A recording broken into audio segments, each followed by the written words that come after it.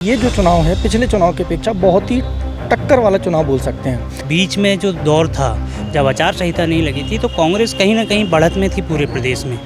उसके बाद जब लाडली बहना योजना आई तो बीजेपी ने उसको मेकओवर किया है। और शिवराज सिंह चौहान को लेकर लोगों में उतनी क्या कहते हैं एंटी इनकम्बेंसी नहीं जितने उनके मंत्री। नमस्कार, मैं हूं सावन पाल और आप देख रहे हैं TV9 मध्य प्रदेश। वर्तमान में पूरे प्रदेश में चुनावी शोर अपने चरम पर है।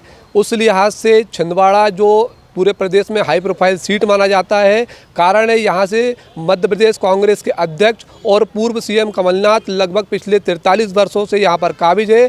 और इस चुनाव में भाजपा जो केंद्रीय संगठन है और जो भाजपा का जो प्रदेश संगठन है लगातार कमलनाथ को घेरने के लिए कहीं ना कहीं एड़ी चोटी का जोर लगा रही है। यहाँ पर लगातार केंद्रीय और राज्य स्तर के नेताओं का आना लगा हुआ है। तो जनता की चुनाव को लेकर क्या है राय, कौन किसे सह और मात देगा, ये जानने के लिए आज जो पैनल हमारे साथ मौजूद है, एक विशेष समूह हमारे साथ मौजूद है।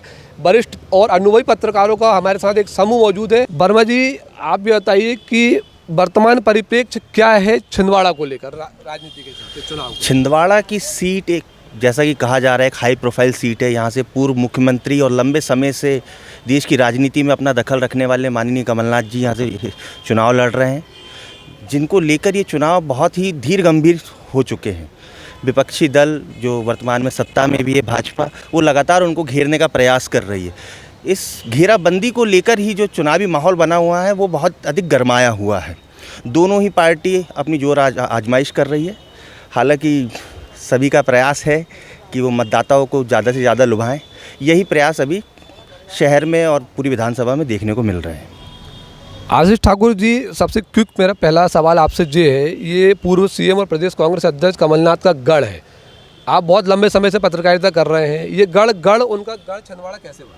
देखिए, आप सब जानते हैं कि जो कमलनाथ जी यहाँ पे 43 सालों से यहाँ पे काबिज हैं और वो काफ़ी लंबे समय तक सांसद रहे हैं। और अभी पिछले बार उपचुनाव में उन्होंने विधायक के साथ जीती और जो कि 25,000 वोटों से उन्होंने चुनाव जीता और इसी बंटी साहू जो अभी खड़े हुए हैं उन्हीं के खिलाफ में जीता था।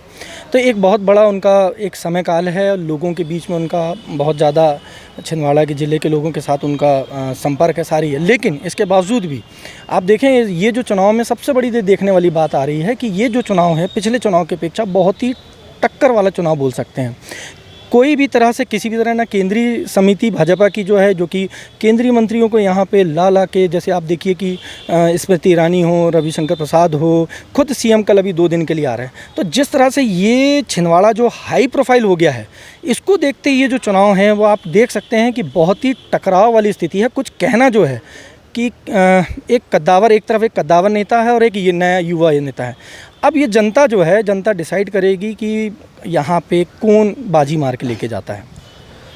कौन बाजी मारेगा ये वक्त बताएगा। महेंद्र राय हमारे साथ हैं। महेंद्र राय जी, आप लगातार फील्ड पे आप एक्टिव हैं, तो अभी वर्तमान में जनता की आप नब्ज क्या देख रहे हैं और इस चुनाव में क्या दावे और वादे नेताओं के आपके सामने हैं? देखिए, वादे और दावे सभी पार्टियां कर रही है। बीच में जो दौर था जब आचार संहिता नहीं लगी थी तो कांग्रेस कहीं ना कहीं बढ़त में थी पूरे प्रदेश में।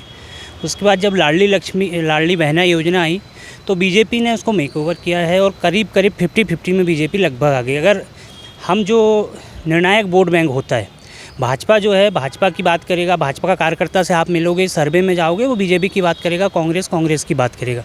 लेकिन जो निर्णायक मतदाता होता है वो आज भी साइलेंट है। और जब वो साइलेंट होता है तो ये नहीं कहा जा सकता कि किस तरफ ऊँट करवट अपनी पलटेगा और किसके पक्ष में वो वोट करेगा। ये तो दिखेगा कि जब 17 तारीख को मतदान करने जाएंगे, 17 तारीख के बाद का रुझान आपको 2 से 3 दिन बाद फिर लोग कहीं चौक पे खड़े होते, चौराहे पे खड़े होते, जब पता लगने लग जाता है कि अब क्या हो सकता है। पर अभी फ़िलहाल मतदाता जो है पूरा तरीके से जो निर्णय बदलेगा या निर्णय देगा वो साइलेंट है। इस तरीके से अभी ये नहीं कहा जा सकता कि कौन जीतेगा और कौन बाजी मारेगा। मतदाता है नीरज जी, जैसा राय साहब ने बताया कि मतदाता भी साइलेंट है। आपका पत्रकारिता का भी लंबा अनुभव है प्रिंट में, तो मतदाता साइलेंट है तो जनता की नब्ज आप पकड़ने में कामयाब हुए। जनता क्या देख रही है चुनाव का? हर दो दिन में रंग बदलता है चुनाव का। ये आने वाले 17 तारीख को मतदान है।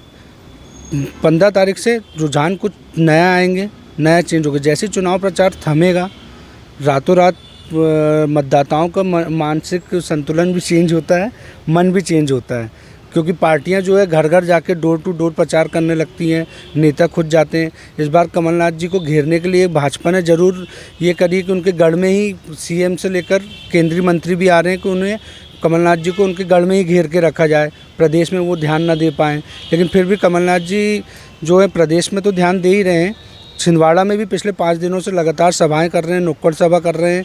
तो इस बार जो है मतदाता 2 दिन में कुछ भी हो सकता है, 2 दिन बाद अपने को समझ में आएगा कि क्या स्थिति बनती है। जैसे चौहान जी ने बताया कि 2 दिन के बाद स्थिति समझ में आएगी। मिश्रा जी, मेरा आपसे सवाल ये है, आप नज़दीक से और बहुत लंबे समय से राजनीति और कई चुनाव आपने देखा होगा। मेरा सवाल आपसे ये है कि ये जो कांग्रेस, प्रदेश कांग्रेस अध्यक्ष कमलनाथ का गढ़ है, भाजपा यहाँ पूरा दम भर रही है और संभवतः पिछले चुनाव को देखे, 1-2 चुनाव देखे, तब से दम भर रही है। लगातार भाजपा का हारने का कारण यहाँ पे क्या रह रहा है? भाजपा के हारने के कारण की मुख्य वजह, पिछली बार जैसे 2018 का चुनाव था, 7 सीटें भाजपा हार गई थी। उसकी मुख्य वजह वहाँ पे जो एक तो कमलनाथ जी का चेहरा था, सीएम फेस थे कि भाई ये सीएम बनेंगे, तो उसका बहुत बड़ा वो रहा। उनका जो घोषणा पत्र थे उसमें से खासकर कर्जा माफ़ी था और तमाम तरह की घोषणाएँ थी, उससे जनता ने बहुत बढ़ चढ़ कर कांग्रेस से सपोर्ट किया। अब ये जो चुनाव है ये 2018 से ज़्यादा इंटरेस्टिंग है। पिछले 2018 में भी वैसे प्रदेश में कहें या अपने ज़िले में कहें समझ में नहीं आ रहा था स्थिति क्या है। अभी भी वही स्थिति, जैसे बाकी साथियों ने भी कहा कि अभी कुछ समझना मुश्किल है, लेकिन हाँ पिछली बार से ज़्यादा रोचक इस बार है। पिछली बार से ज़्यादा रोचक चुनाव इस बार का रहने वाला, ऐसा मिश्रा जी ने बताया है। प्रजापति जी वरिष्ठ पत्रकार हमारे साथ हैं। प्रजापति जी, मैं आपसे बहुत थोड़ा लोडेड क्वेश्चन समझना चाहूँगा, क्योंकि आपका 3 दशक से ज़्यादा का अनुभव है। लगभग 1979 में कमलनाथ इंदिरा गांधी के तीसरे बेटे बनकर यहाँ पे आए थे। उसके बाद से लगातार ये उनका गढ़ बना हुआ है। तो आप हमारे दर्शकों को समझाने का प्रयास करिए कि कमलनाथ का गढ़ आखिर गढ़ कैसे बना। देखिए, अगर हम बात करें तो ये छिंदवाड़ा जो पहले, अगर पूर्व की अगर हम बात करते हैं तो ये हमेशा से कांग्रेस का गढ़ रहा। 1977 के अंदर जब भाजपा की पूरी लहर थी, पूरे प्रदेश के अंदर एकमात्र जो सीट आई थी, मध्य प्रदेश के अंदर आई थी, वो छिंदवाड़ा की सीट थी। गार्गी शंकर मिश्र जीते थे। देखिए, रही बात अगर कमलनाथ की अपन बात करना चाहते हैं तो ये गढ़ इस तरीके से बना हो क्योंकि वो लगातार क्या कहते, जब ये 1980 में इंदिरा गांधी ने जब इनको यहाँ प्रोजेक्ट किया, उन्हें अपने तीसरे बेटे के नाम से, लगातार कांग्रेस की सरकारें रहीं। उसके बाद हम पूर्व में और ना जाते हुए अगर करीब में जाएं तो NDA 1 और NDA 2 में भी कमलनाथ जी वो बड़े केंद्रीय मंत्री के दायित्व निभाया उन्होंने। और छिंदवाड़ा जिले के अंदर अगर एक तरीके से बात किया जाए 2018 के चुनावों के अंदर, तो ये छिंदवाड़ा के जो विकास का जो मॉडल था वो एक उसके ऊपर लड़ा गया। तो वाकई अगर देखा जाए तो विकास अगर किया है तो अगर क्या नाम अगर आता है तो उसका पर्याय कमलनाथ जी को जाता है।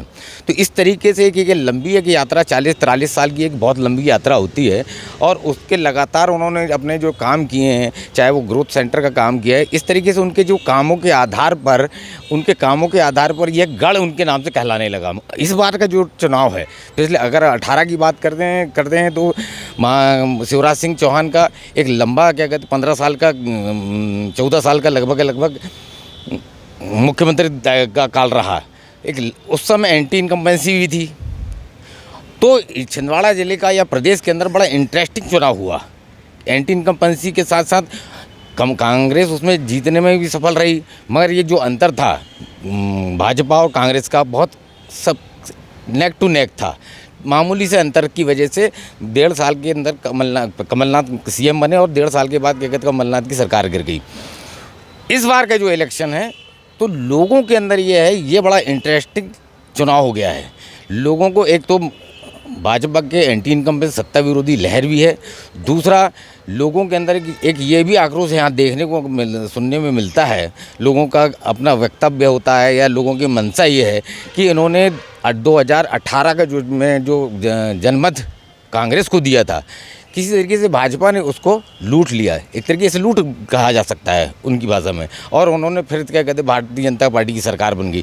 तो लोगों में इस बार ये देखने को मिलता है कि एक तो ये एंटी इनकम्बेंसी सत्ता विरोधी लहर भी है भाजपा के खिलाफ, और दूसरा यहाँ पर परिप्रेक्ष्य में जाएं तो कमलनाथ का जो गढ़ है, कमलनाथ को शुरू से भारतीय जनता पार्टी का रहा, केंद्रीय नेतृत्व का इशारा रहा कि मध्य प्रदेश के अंदर अगर बात की जाए तो छिंदवाड़ा के अंदर मात्र एक सीट जो है लोकसभा के अंदर उनके बेटे की सीट है। तो इस सीट को पूरे भारतीय जनता पार्टी ने अपने प्रतिष्ठा का प्रश्न चिन्ह बना ली है। वो चाहते हैं कि हम छिंदवाड़ा पे अगर फतह पा लेते हैं तो एक तरीके से मध्य प्रदेश की चाबी हमारे पास है, क्योंकि मध्य प्रदेश को वो बांधना चाहते हैं, कमलनाथ को बांधना चाहते हैं किसी तरीके से। इसलिए पूरी केंद्रीय टीम जो मंत्री हैं उनकी टीम और विधायक जो सांसद रहे हैं उनको यहाँ भेजा जा रहा है कि किसी तरीके से एक साइकोलॉजिकल, एक मनोवैज्ञानिक प्रेशर बनाया जाए कि कमलनाथ अधिक से अधिक समय प्रदेश के अन्य सीटों पर ना दें।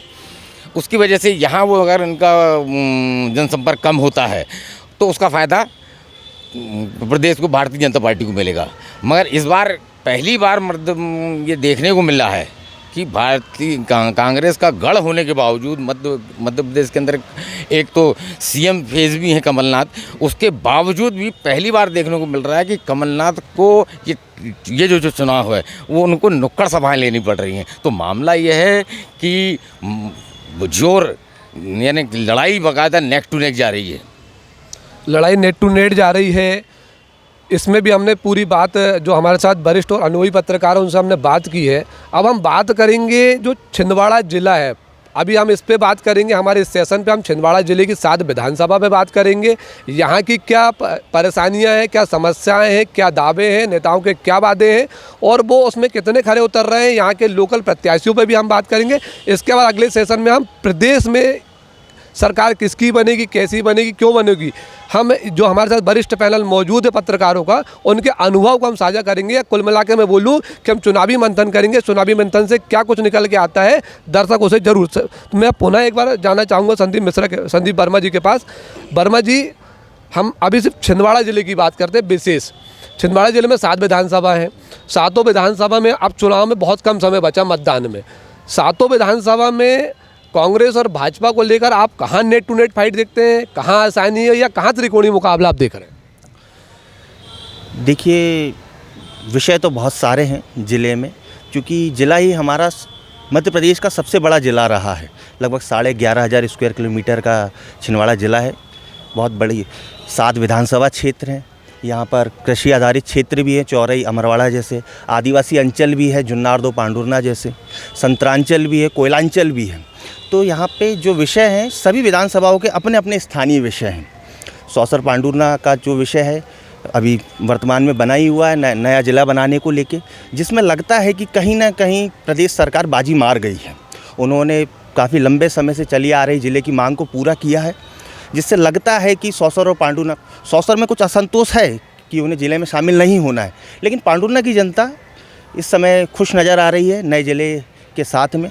वहीं कोयलांचल की हम बात करें तो परासिया जुन्नारदो में लगातार बंद होती खदान एक बड़ा विषय है, जिसको लेके काफ़ी असंतोष जाहिर भी किया गया, काफ़ी लंबे आंदोलन भी हुए जो जिला मुख्यालय तक पहुँचे। उसके बाद में केंद्रीय कोयला मंत्री से आश्वासन आया कि साहब हम कोयला खदानें खोलेंगे। यहाँ के भाजपा नेताओं ने उस असंतोष को कम करने का प्रयास किया, कुछ हद तक उसे कम भी किया गया। अब आने वाले इलेक्शंस कोयलांचल की स्थिति साफ करेंगे कि कोयलांचल का असंतोष कितना असर डालता है इन चुनावों पर। इसी तरीके से अगर हम आदिवासी अंचल की बात करें, अमरवाड़ा क्षेत्र की बात करें, तो वहाँ पे इस बार बीजेपी ने एक बड़ा दांव खेला है। गोंडवाना का जो गढ़ है उसमें सेंध लगाकर वहाँ से पूर्व में विधायक रहे स्वर्गीय मनमोहन शाह बट्टी की पुत्री मोनिका बट्टी को भाजपा ने अपने दल में शामिल कर वहाँ से प्रत्याशी बनाया है, जिनके प्रतिद्वंदी वहाँ के जो राजा हैं, गोंडवाना समाज से बिलोंग करते हैं, वहाँ के हरई जागीर के राजा कमलेश शाह सामने हैं। तो एक प्रकार से ये चुनाव जो है राजा वर्सेस जनता का है, क्योंकि गोंडवाना अपने आप को एक पार्टी के रूप में नहीं, एक आंदोलन के रूप में वहाँ पे सामने लाती है। लेकिन दूसरा बड़ा सवाल यह है कि मनमोहन शाह बट्टी की बेटी ही मैदान में है। इसके अलावा ऐसे 5 प्रत्याशी और गोंडवाना पार्टी, गोंडवाना गणतंत्र पार्टी, कुछ निर्दलीय प्रत्याशी वहाँ से सामने आए जो लगातार मनमोहन शाह की फ़ोटो को सामने रखकर वोटरों के पास पहुँच रहे हैं और मनमोहन शाह बट्टी के नाम पर वोट मांगने का काम कर रहे हैं। अब ये मतदान के दौरान या परिणामों के साथ ही सामने आएगा कि मनमोहन शाह का चेहरा उनकी अपनी पुत्री के लिए फ़ायदेमंद होता है या अन्य प्रत्याशियों के लिए फ़ायदेमंद होता है। मनमोहन साहब भट्टी विधायक रह चुके हैं यहाँ से और काफ़ी पुराना नाम भी है। उन्होंने गोंडवाना गणतंत्र पार्टी की स्थापना भी की थी, अब उनकी बेटी मैदान में। ठाकुर साहब, मैं ये समझना चाहता हूँ आपसे, गोंडवाना गणतंत्र पार्टी 2 या 3 भागों में अलग अलग हो चुकी है। अखिल भारतीय गोंडवाना भी है, अलग अलग पार्टियाँ बन चुकी है। गोंडवाना कितना इफेक्ट करेगी और कितने विधानसभाओं में करेगी, आप क्या देखते हैं? देखिए, जैसे अभी संदीप भाई ने बताया कि अमरवाड़ा में गोंडवाना पार्टी की जो मनमोहन शाह भट्टी की बेटी है जो वो खड़ी हुई है। देखिए, आपको बताऊं कि पिछले जो चुनाव में यदि मनमोहन शाह भट्टी जो चुनाव लेते 62,000 वोट उनके फिक्स रहते थे। 62,000 वोट में अभी भारतीय जनता पार्टी का ये सोचना है कि यदि वो 62,000 वोट में यदि वो आधे वोट भी यदि वो उनकी बेटी ले लेती है, तो जो भारतीय जनता पार्टी के वोट और जो गोंडवाना के वोट यदि आपस में मिलते हैं तो एक जीत जो है, एक जीत को लेके अग्रसर हो सकती है भारतीय जनता पार्टी अमरवाड़ा में। अब आप जैसे कि परासिया में देखिए, यहाँ पे देखिए आप पूरे जो आप ये 7 सीटों में यदि आप देखें तो इसमें सबसे बड़े भाजपा ने 4 जो सीटें ऐसी जिसमें उन्होंने अपना एक समाज और इसको लेके उन्होंने दाव खेला। जैसे आप चौरई सीट ले लें तो चौरई में जिस तरह से लखन वर्मा को दी गई, एक ओबीसी जो कि वहाँ पे एक जो कि लोधी समाज से आते हैं, लोधी समाज वहाँ पे सबसे ज़्यादा वोट करने वाला एक तबका है। एक पहली बार उनको मतलब वहाँ से एक लोधी को वोट देना, मतलब उस प्रत्याशी खड़ा करना, तो ये कहीं ना कहीं भाजपा ने जो है ऐसी सीटें, जैसे कि आप परासी की सीट दीजिए, वहाँ पे डेहरिया, ज्योति डेहरिया एक महिला, 2 महिलाओं को भी उतारी है, ज्योति डेहरिया जो कि परासिया से खड़ी हुई, तो वहाँ पे भी डेहरिया समाज को इकट्ठा करने की एक दांव खेली है भारतीय जनता पार्टी ने। जिस दांव में वो कितना सक्सेस होती है, कितना वो इसमें सफलता प्राप्त करती है, वो तो चुनाव के बाद ही पता चलेगा। लेकिन हाँ, अपन यदि सभी समीकरण को देखें तो यहाँ पे कांग्रेस ने एक तरफ जो है पुराने ही जो उनके प्रत्याशी थे उन्हीं को रिपीट किया है, और यहाँ पे थोड़ा सा प्रयोग करने का काम जो है भारतीय जनता पार्टी ने किया। तो वो अब ये जो प्रयोग कितना सफल होता है, नहीं होता है, ये अब आने वाले परिणाम बताएंगे। ठीक, आने वाले परिणाम डिसाइड होंगे क्या कुछ होगा। राय साहब, मैं आपसे समझना चाहूँगा, चौरई विधानसभा में बागी हुए, वहाँ से बंटी पटेल, नीरज ठाकुर वहाँ से बागी हुए हैं, रमेश दुबे जी भी, उनको टिकट नहीं मिल पाया। तो अभी वर्तमान आप बहुत नज़दीक से चौरई विधानसभा को आपने कवर किया हुआ है और छिंदवाड़ा विधानसभा भी आपने नज़दीक से कवर किया हुआ, तो सबसे पहले चौरई विधानसभा की आपसे बात करूँगा, वर्तमान सियासी गणित वहाँ पर क्या है और जनता का क्या मूड? देखिए, चौरई की अगर बात करें तो सन 1990 से चाहे भाजपा हो या कांग्रेस हो, इन्होंने जैसे कांग्रेस ने रघुवंशी को ही टिकट दिया और भाजपा का एक ही चेहरा था, पंडित रमेश दुबे। कहीं ना कहीं लोगों के पास विकल्प नहीं होता था कि नया चेहरा बदला जाए। लेकिन भाजपा ने इस बार क्या किया है कि जो वहाँ का जातिगत समीकरण है, करीब 45,000 वहाँ पे लोधी वोटर है, और उन्होंने एक ऐसे डाउन टू अर्थ व्यक्ति को इस बार टिकट दिया है जो लखन वर्मा 2 बार से जिला पंचायत सदस्य रहे, गाँव से ही पंच रहे, और उन्होंने आज तक कोई चुनाव नहीं हारा। लेकिन चूँकि भारतीय जनता पार्टी में पंडित रमेश दुबे एक स्थापित नाम थे, वो चाह रहे थे कि उन्हें टिकट मिले। लोगों का भी कहना था कि उनका आखिरी चुनाव है, लेकिन बाद में उन्होंने अपना विरोध भी जताया। लेकिन पार्टी जो है भाजपा, वो हमेशा से एक प्रयोगवादी पार्टी रही है, तो उन्होंने जो गणित खेला है, तो कुछ कांग्रेस के ऐसे बड़े नेता भी हैं जो अब सड़कों पे निकलकर सिर्फ जातिगत समीकरण पे बात कर रहे हैं। क्योंकि अगर मैं बात करूं, सौसर में आप है अनारक्षित सीट, लेकिन कुनबी ही विधायक बनता है। तो चौरई में भी अब लोगों का ये कहना है कि अगर एक बार लोधी विधायक बन जाता है तो हमेशा दोनों पार्टी की मजबूरी होगी कि लोधी को ही टिकट दें।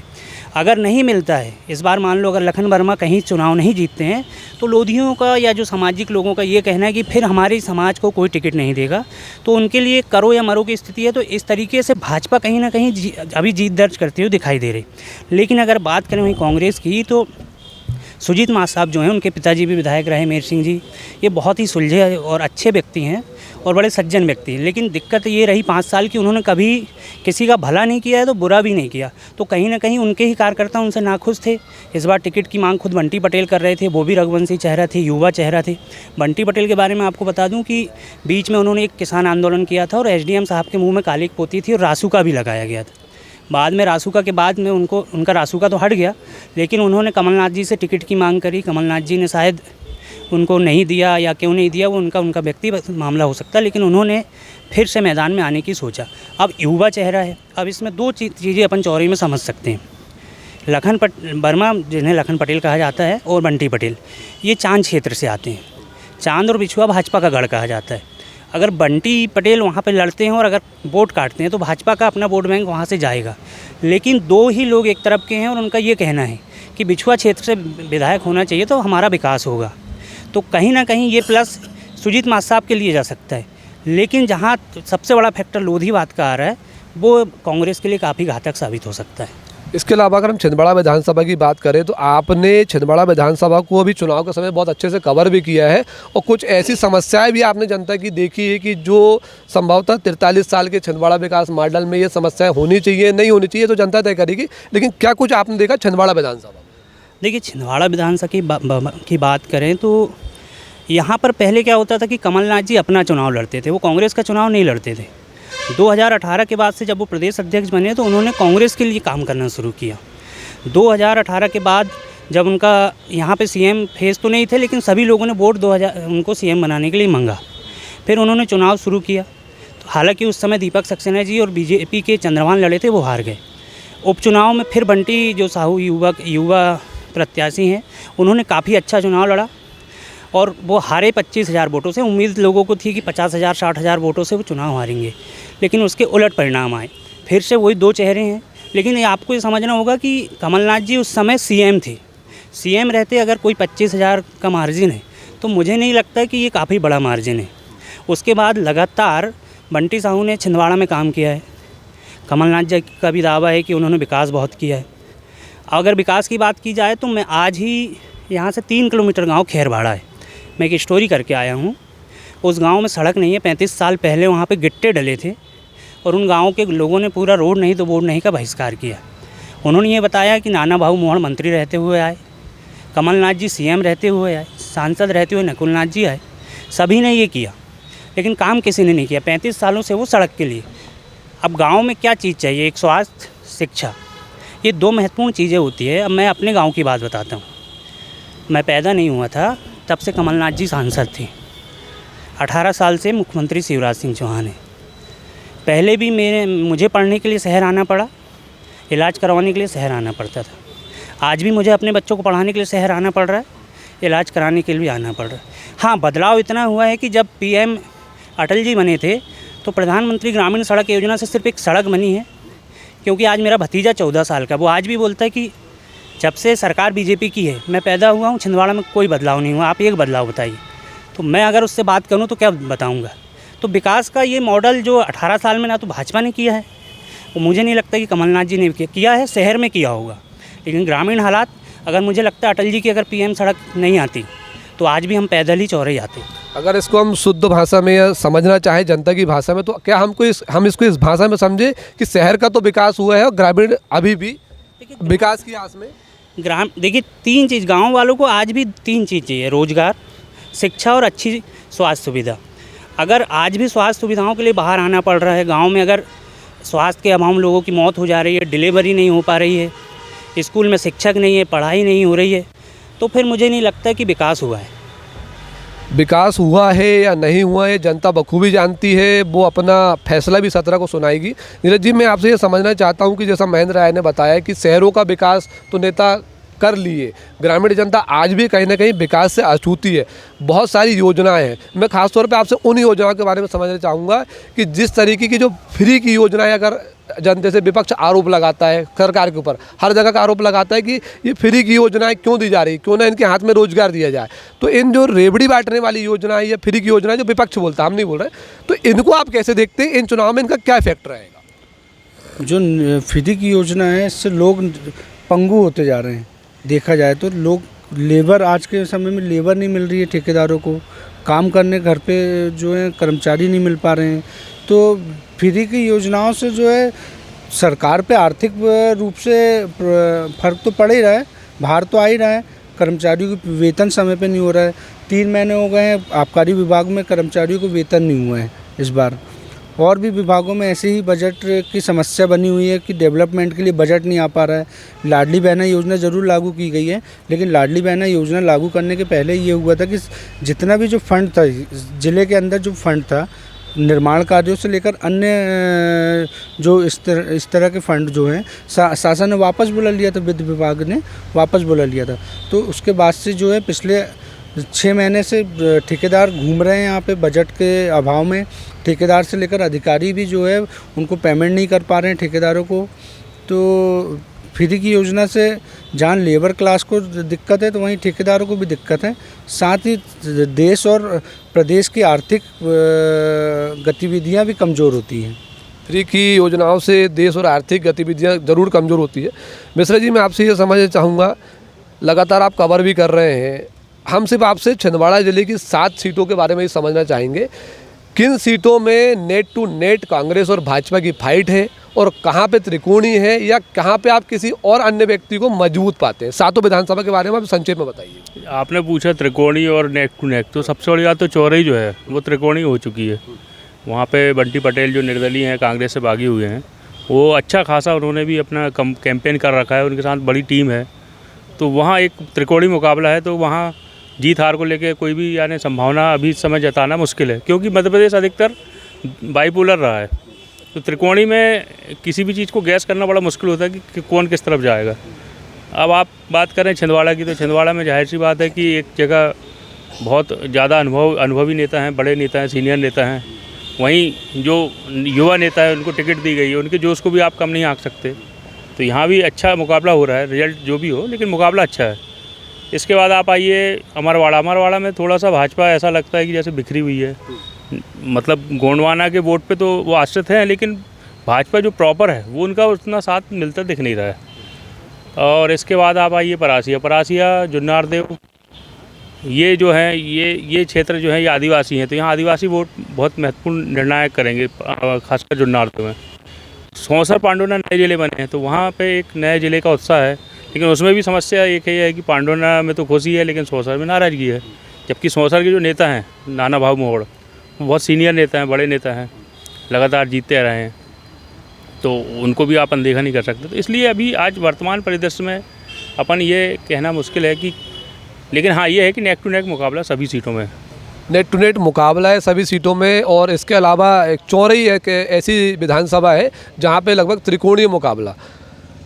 हमारे साथ राकेश प्रजापति जी है। प्रजापति जी, मैं आपसे एक चीज़ समझना ये चाहूँगा, काफ़ी लाडली बहना योजना जो 3, 4, 5 महीने 6 महीने पहले अगर प्रदेश में लागू की गई है, इसको लेकर विपक्ष सरकार पर आरोप लगाता रहता है कि अभी चुनाव का समय आया है, 18 साल से इनको याद बहनाओं को क्यों नहीं आई। इस पर मैं आपसे संक्षेप में समझूंगा कि आखिर ये योजनाएं क्या वाकई में चुनाव में इफेक्ट करती हैं या नहीं करती? देखिए, जहाँ तक आपने बात एक सरकार की एक योजना की बात की, लाडली बहना योजना एक का जो घोषणा की थी शिवराज सिंह चौहान ने 5 मार्च को किया था। अप्रैल से उसकी किस्त मिलने लगी थी, जून से। इस योजना में महिलाओं को पहले 1000 रुपये दिया गया, उसके बाद रक्षाबंधन के समय अगस्त के बाद दिए गए थे, उनको 1200 रुपये दिए गए। अगर बात करते हैं अपन लाडली बहना योजना की, तो प्रदेश के अंदर महिला जो मतदाता हैं, लगभग 2 करोड़ 65 लाख मतदाता हैं, महिला मतदाता। उसमें से जो पात्र, इनकी योजना के अनुसार जो मापदंड बनाए गए हैं, उसमें से पात्र महिलाएं जो हैं वो आई हैं, इनके पास 1 करोड़ 32 लाख करीब। तो एक तरीके से महिलाओं के मतदाताओं के अंदर की विभाजन हो गया है। जिनको जो उनको लाभ मिल रहा है वो तो खुश हैं, दूसरा जिनको लाभ नहीं मिल रहा है उसमें कहीं ना कहीं, क्योंकि महिलाओं में एक आदत होती है, एक नेचुरल आदत होती है कि उनमें ज्वेलसी की भावना होती है। तो घर घर के अंदर एक तरीके से देखा जा रहा है, इस तरीके की बातें कर रहे हैं। और दूसरी, अगर इसका वास्तविक अगर चित्रण करना चाहेंगे हम, तो लाडली बहना की बातें बहुत बड़ी बड़ी की जा रही हैं। लाडली बहना जब से ये योजना जब क्रियान्वयन हुआ और क्या कहते हैं महिलाओं को इनकी राशि दी जा रही है, आवंटित की जा रही है, तब से लगभग 5-6 योजनाओं की, जो पहले सामाजिक सुरक्षा पेंशन मिलती थी, वृद्धावस्था पेंशन मिलती थी, विधवा पेंशन मिलती थी, ऐसी, और विकलांग जो होते थे विकलांग, वो प्रोत्साहन राशि, वो सब योजनाओं का आज तक, अभी तक, यानी जून से अभी तक क्या कहते हैं, उन योजनाओं के ऊपर पैसा वितरण नहीं किया गया। तो सामाजिक सुरक्षा की योजनाओं को बंद कर, एक तरीके से बंद या सस्पेंडेड करके आप लाडली बहना का लाभ दे रहे हैं। इस बात को भाजपा तो अपने तरीके से काम कर ली, मगर कांग्रेस इस बात को नहीं समझ पाई। रही बात आपने बताया कि इन योजनाओं का प्रभाव कितना पड़ेगा, तो वाकई देखिए योजनाओं का प्रभाव तो जिनको लाभ होगा वो तो क्या कहते हैं उससे प्रभावित होंगे, मगर आज का जो मतदाता है, हम 21वीं सदी के अंदर रह रहे हैं, लोग समझदार हैं, महिलाएं भी ज़्यादा समझदार हैं, तो ये इन योजनाओं का आंशिक लाभ तो आपको मिलेगा, मगर उसके साथ साथ ये होगा कि इन सब चीज़ों को अगर बारीकी से मूल्यांकन करता है, पढ़ा लिखा मतदाता है, तो उन सब चीज़ों को समझकर वो अपना मत जो उचित लगेगा उसको, बाकी और भी मुद्दे हैं, अकेला एक लाडली बहना ही प्रभावित नहीं करती मतदान के लेकर, विकास का भी मुद्दा होता है, शिक्षा का मुद्दा होता है, स्वास्थ्य का मुद्दा होता है। इन सब चीज़ों को देखते हुए मतदाता अपना निर्णय लेगा। मतदाता योजनाओं का लाभ ले ना ले, लेकिन वो अपने मत का प्रयोग 17 नवंबर को अपने दिमाग से करेगा। ये तीसरा सेशन है, बहुत छोटा सा सेशन है। हम यहाँ पर क्विक रूप से देखेंगे, यहाँ पर क्विक ओपिनियन जानेंगे इन लोगों का कि सिर्फ छिंदवाड़ा विधानसभा और प्रदेश में किसकी सरकार बनती हुई देखते और क्यों देखते हैं, बहुत संक्षेप में हम इनसे जानेंगे, अगर ये अपना ओपिनियन यहाँ पर दे पाएंगे तो।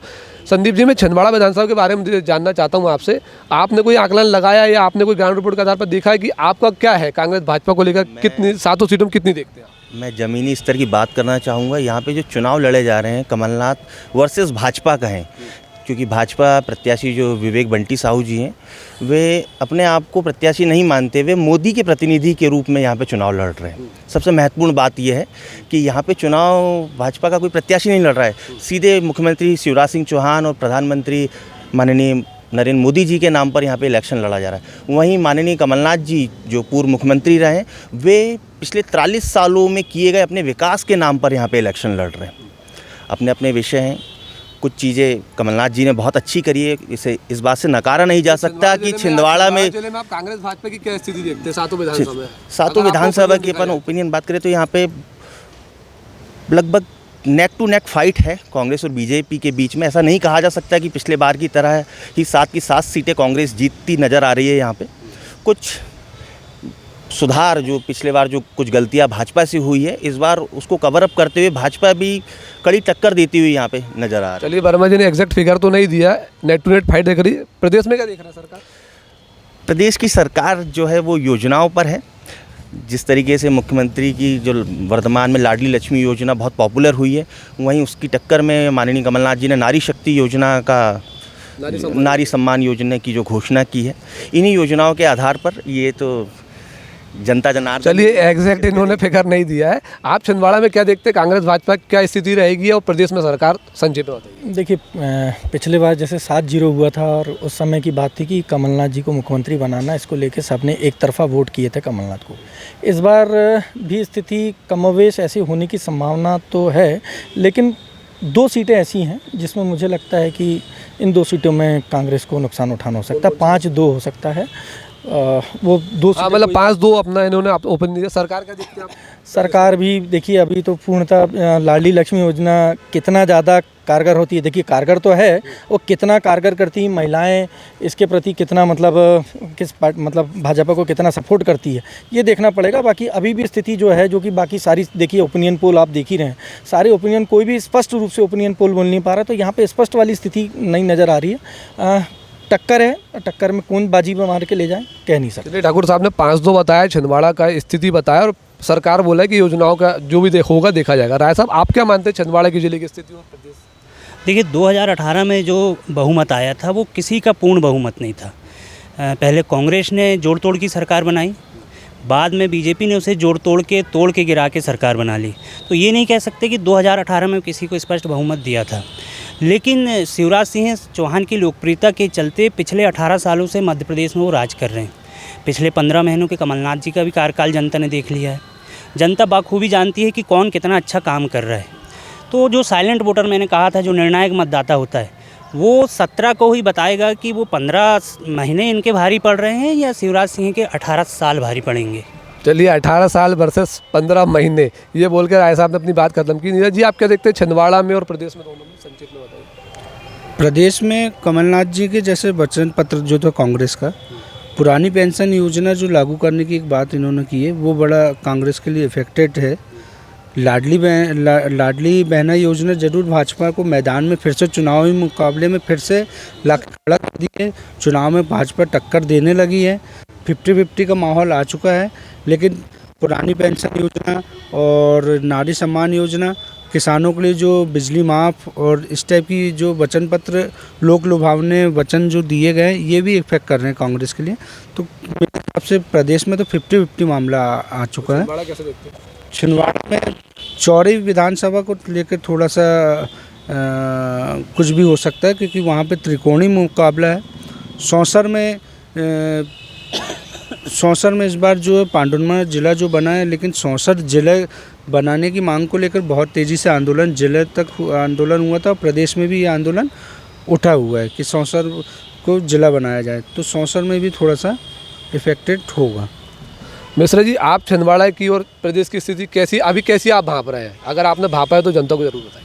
नहीं, मैंने तो जो भांपा है वो यही लगता है कि 2018 जैसी स्थिति प्रदेश में होगी। और अगर अपने ज़िले की बात करें तो पिछली बार 7-0 था, तो कम से कम वो स्थिति तो नहीं होगी कांग्रेस की कि पूरी जीत जाए। और सरकार किसकी देख रहे हैं प्रदेश में? वही वो 2018, यानी कि भाई 5-10 सीटें आगे पीछे कोई रहे। 2018 जैसी स्थिति भी मिश्रा जी देख रहे हैं। राकेश प्रजापति जी, आपसे अंतिम हम संक्षेप में जानना चाहेंगे, छिंदवाड़ा जिले की स्थिति और प्रदेश की स्थिति क्या देख रहे हैं? सबसे पहले अपन अगर प्रदेश कर रहे हैं तो अपन सबसे पहले प्रदेश की बात कर लें।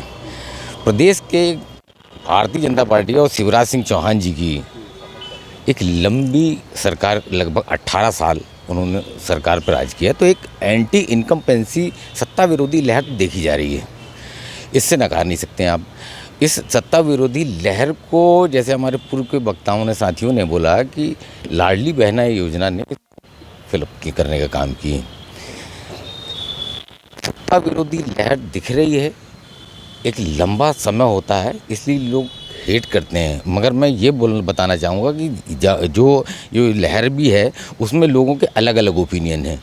शिवराज सिंह चौहान को लेकर लोगों में उतनी, क्या कहते हैं, एंटी इनकम्पेंसी नहीं, जितने उनके मंत्री और उनके विधायक से लेकर एक दूर दराज मैदानी जो मंडल अध्यक्ष तक हैं, उनके जो एटीट्यूड रहे हैं, उनकी जिस तरीके की रही है, उस आकलन में आपने हाँ, छिंदवाड़ा के परिवेश में आप क्या देखते हैं? छिंदवाड़ा, अगर छिंदवाड़ा की जो बात करते हैं, अगर छिंदवाड़ा की अगर बात करें तो जैसे 2018 के जो इलेक्शन थे उसमें और इस इलेक्शन में दोनों कॉमन एक बात है। उस समय भी सीएम कमलनाथ का फेस था और इस बार भी ये कमलनाथ सीएम फेस हैं। तो यहाँ पर भी जो प्रभाव पड़ेगा तो लगभग सातों सीट पर तो हम इसको बोल नहीं सकते, जहाँ की अगर दो छिंदवाड़ा जिले की 7 विधानसभाओं में 2 जगहों पर त्रिकोणीय मुकाबला हो गया, तो वो उन त्रिकोणीय मुकाबलाओं में कुछ भी हो सकता है।